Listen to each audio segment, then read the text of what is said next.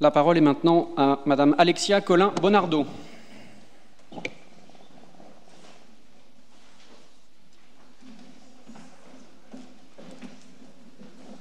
Merci, Monsieur le Président.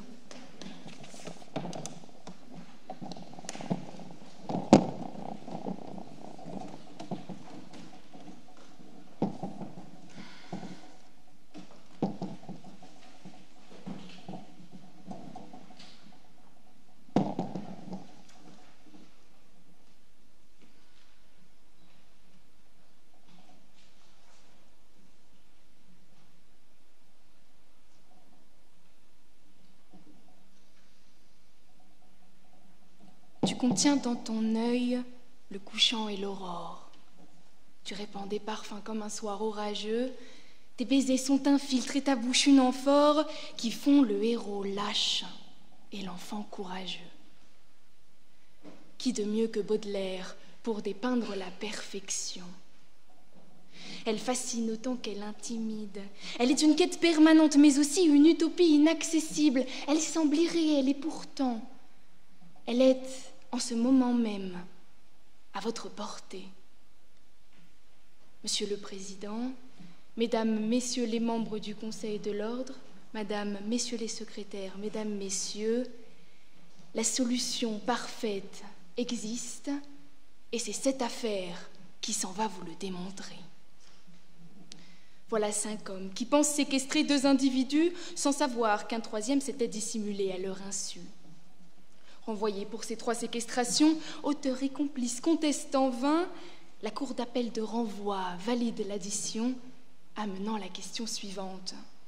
La consommation de l'infraction de détention ou séquestration arbitraire d'une personne déterminée requiert-elle la connaissance par l'auteur de sa présence sur place? Vous répondrez par la négative. L'entreprise paraît audacieuse. Comment donc reprocher à un homme la séquestration d'une personne dont la présence lui est totalement inconnue? Va-t-on demain pouvoir vous reprocher un tel délit, vous qui fermiez simplement la porte de votre maison, sans savoir qu'une personne était restée à l'intérieur? À ce stade, ma cause semble perdue et pourtant, ce serait ignorer qu'une telle question élude toute une partie du problème. Votre cour ne se penche pas sur le cas d'une séquestration par erreur, d'une séquestration par imprudence. Elle est confrontée à des auteurs qui ont séquestré et qui, surtout, avaient la volonté de le faire. Le problème prend alors une toute autre tournure. La solution change de camp et c'est alors qu'il nous est permis de l'apercevoir. La perfection. Parée de toutes les vertus, la négative permet en effet non seulement de se placer au plus près de la réalité, mais également de conserver la cohérence d'un système raisonné. Un droit réaliste d'une part, un droit harmonieux de l'autre. Un droit réaliste. Le droit pénal n'est pas un droit comme les autres. Plus que tout autre, il touche à l'humain et doit donc s'efforcer d'appréhender le plus justement possible les faits qui lui sont soumis. Cela vaut non seulement à l'égard de l'auteur, mais également à l'égard de la victime. Souci de la victime d'une part, souci de l'auteur de l'autre. Souci de la victime. On lui a promis l'amour de la plus belle femme du monde. On lui a dit qu'elle serait sienne, qu'il aurait juste à venir la chercher. Mais une fois arrivé, lorsqu'il pense simplement prendre possession de son dû, Paris condamne les siens. L'enlèvement d'Hélène devient acte de trahison, déclenche la guerre de Troie et conduit son propre pays à sa perte. Les conséquences d'un acte, souvent, dépassent les intentions de son auteur. La question est alors de savoir ce que le droit, ce que la société souhaite faire prévaloir. L'imaginaire du mis en cause ou l'immuable réalité que son acte a engendrée. Pour conserver son autorité, le droit ne saurait rester dans le monde des idées et c'est pourquoi le dol dépassé est né. Tantôt élément constitutif des infractions praétaires intentionnelles, tantôt fondation d'une circonstance aggravante, cette magnifique création permet la pleine prise en considération des conséquences de l'acte, alors même que ces dernières auraient dépassé la volonté de son auteur. Vous ne souhaitiez pas la mort de celui que vous avez volontairement frappé, peu importe, le mal est fait et c'est donc l'infraction de violence mortelle qui vous sera reprochée. Les violences n'ont cependant pas le monopole du mécanisme, la détention ou séquestration arbitraire, elle aussi, se parent de réalisme. Preuve en est de l'article 224-2 du Code pénal qui aggrave la peine en cas de mort de la victime. Dès lors, rejeter le pourvoi revient à vrai dire et tout simplement à faire application du dol dépassé. On me répondra que ce dernier ne saurait être approprié dès lors qu'il viserait une aggravation de l'état de la victime. Mais pourquoi la solution serait-elle différente lorsque l'aggravation n'est non plus qualitative, mais quantitative? À vrai dire, la prise en compte d'une aggravation par le nombre est peut-être plus impérative encore, son ignorance privant la victime imprévue du statut de partie civile et des droits qui l'accompagnent. Exclure l'infraction, c'est ainsi faire fi de la réalité subie par la victime, mais c'est aussi faire fi des intentions de l'auteur. Souci de l'auteur. S'il est des hommes rancuniers, le héros des Hauts de Hurlevent remporte sans aucun doute la palme de la ténacité.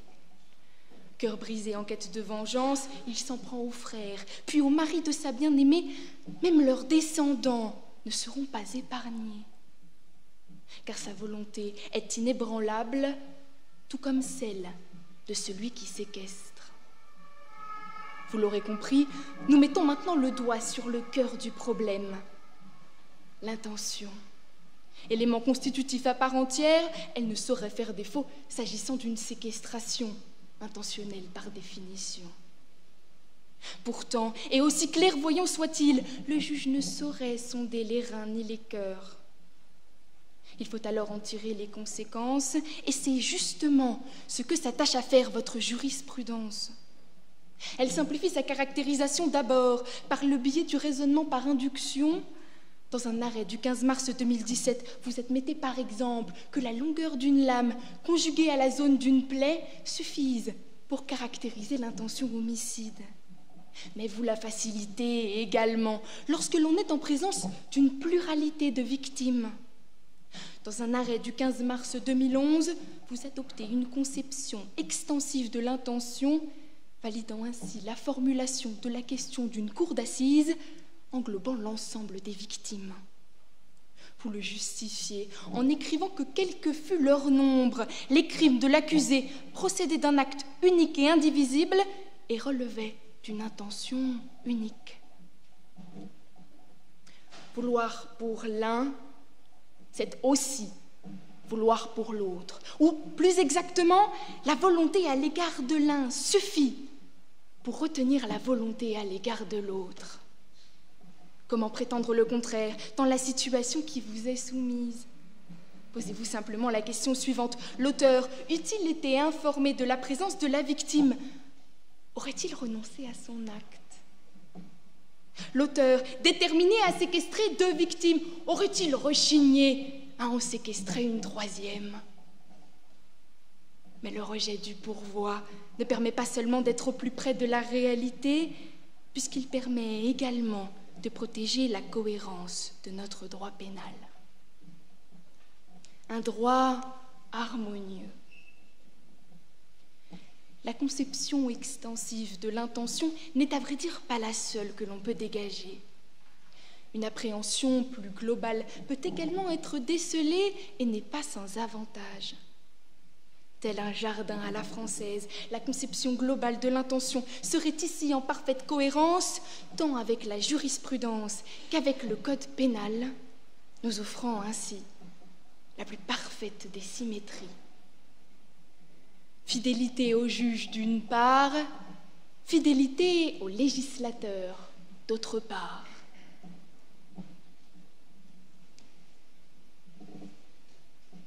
Fidélité au juge. Vous avez d'ores et déjà répondu à la question qui vous est posée et pour tout vous dire, l'ancienneté de cette décision se compte en siècles. L'aberratio ictus, une institution que l'on retrouve dans un arrêt de 1922, mais qui remonte à vrai dire jusqu'à l'ancien droit. Vous y rappelez qu'un agent peut être puni pour le meurtre d'un individu alors même qu'il en viserait un autre. Par ce raisonnement, vous adoptez ainsi une conception globale de l'intention, cette dernière devenant alors la volonté du résultat dans son principe. Une immense façade, un dôme surplombant et un soleil souvent flatteur. Quoi de mieux que la basilique Saint-Pierre pour faire l'apologie de la symétrie? Des piliers, des entrées, des statues jusqu'aux horloges, rien n'est laissé sans équivalent au point que l'on pourrait croire à un soudain manque d'inspiration. Le monument respire l'ordre et la cohérence, formidable rappel des aspirations qui doivent guider notre droit. Regardez votre jurisprudence, c'est finalement déjà connaître la fin de cette histoire. Pour s'en convaincre, risquons le parallèle. Prenons un homme, une arme de poing et une cible. L'homme tire, atteint sa cible, mais la balle fait cependant une seconde victime, elle aussi tuée sur le coup. La solution doit-elle être différente simplement parce que l'auteur a atteint la personne souhaitée? L'erreur sur le nombre est-elle si différente de l'erreur sur l'identité de la victime? L'homme avait la volonté de tuer et a tiré.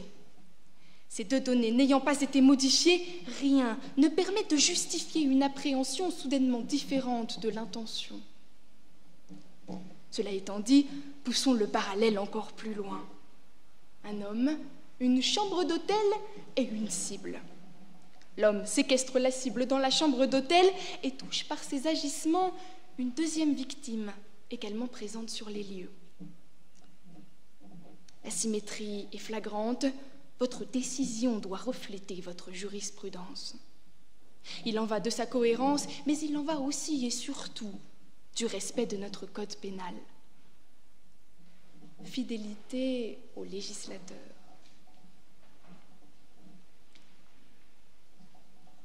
Il est de ces tableaux dont on a du mal à soutenir le regard.